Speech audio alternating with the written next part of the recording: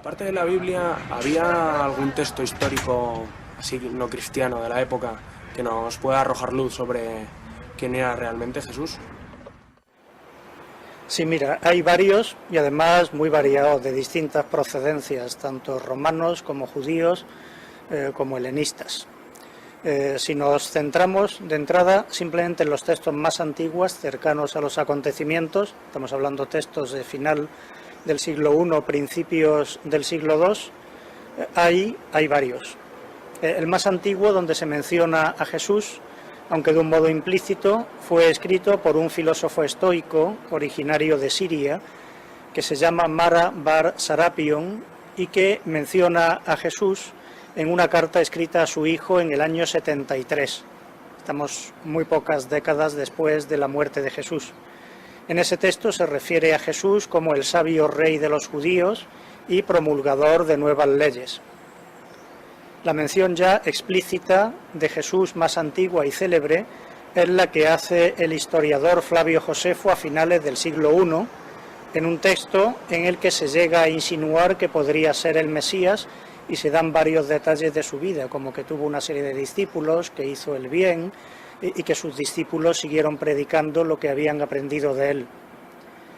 También entre los escritores romanos del siglo II hay menciones de la persona de Jesús o de la actividad de sus discípulos. Plinio el Joven, Tácito y Suetonio, por ejemplo, hablan de Jesús y de lo que hicieron sus seguidores. Si nos vamos a las fuentes judías, concretamente al Talmud, aunque son más tardías que estas helenísticas y romanas de las que hemos hablado, hay varios datos que son particularmente interesantes, porque permiten contrastar algunos detalles históricos por unas fuentes que son totalmente independientes y que no son nada sospechosas de manipulación cristiana. Un investigador judío, Joseph Klausner, después de estudiar detenidamente las alusiones a Jesús en el Talmud, concluye que hay enunciados confiables en lo que respecta a que su nombre era Yeshua o Jesús de Nazaret, que practicó la hechicería, es decir, que realizó milagros, y la seducción, dice él, y que conducía a Israel por mal camino,